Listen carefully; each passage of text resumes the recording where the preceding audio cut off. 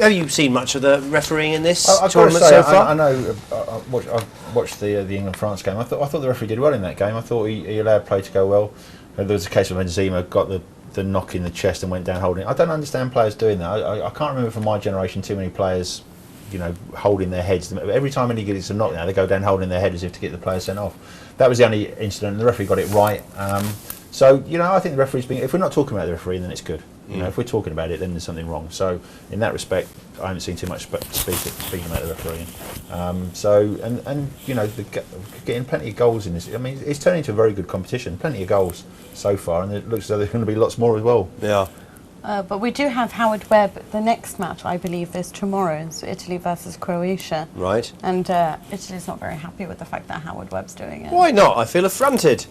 I don't know. I'm not quite entirely sure why they don't like him. Because they're basing it on the World Cup final and they think he's too strict. That'll be why. Perhaps, and then they know they're going to get lots of people sent off because you're a dirty country. Italians are a dirty country. Is that so? Yeah. Right. Quite cynical. Right, really, in the way that they're playing football. And you think that England are playing beautiful football. Oh, you are just trying to antagonise me with this. Absolutely. I'm sorry, I couldn't resist it, but she did bite.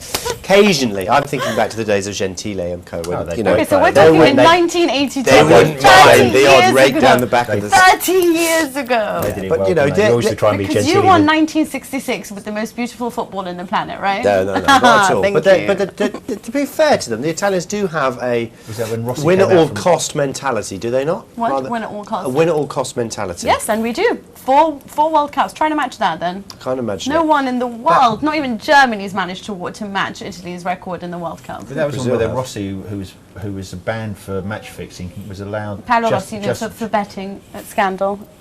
Well, match fixing was allowed to get out just in time for the final, wasn't he? Yes. That was in 1982. As Gianluca Vialli said to me, he said, the trouble with you guys is English treat it as a game, we treat it as business. And that's why we win, and that's why you don't. You say that, but I mean, I think, I'm sorry, I think Italians are a lot more passionate about their football than you are. But the Italian Prime Minister himself said they should shut down Syria for the next 3 years because... Yeah, that's the Prime Minister. He was an absolute... Juventus, people forget, when Juventus won the title with Capello, they'd taken away from them because of match fixing. I mean, if an English manager won a league in this title and it was taken away, when he got the England job, I was surprised that it was never mentioned, was it? We didn't know, probably. No, can I make a point? When they were actually when that was taken away from the Juventus and they were demoted in 2006, they were actually never found guilty of match fixing. They were 25 actually. They were found to have corroborated with the referees. Speaking of Capello, it's a play on words, isn't it? No. They were caught talking with the referees. I'm really sorry. Do not tell me that 2006 Juventus team did not deserve the trophy. What's going on at the moment, Syria? I mean, they're arresting everybody, aren't they? I mean, who's missing from the Italian team because they're not? Domenico Crescito. I mean, in England, that would be the end of the world, wouldn't it, if that happened? I mean, if anyone, match fixing for us. I'm not going to talk about another league. I'm not talking about the English league, and I'm not going to speak about the Spanish league. But some things do happen. The problem in Italy, it happens a lot. And I agree with that. And every time it does happen, we win a World Cup. So we're hoping that we'll win the Euros on the back of this scandal. But it does happen. But there are a lot of dodgy things that happen. For example, in the Spanish season that just went by.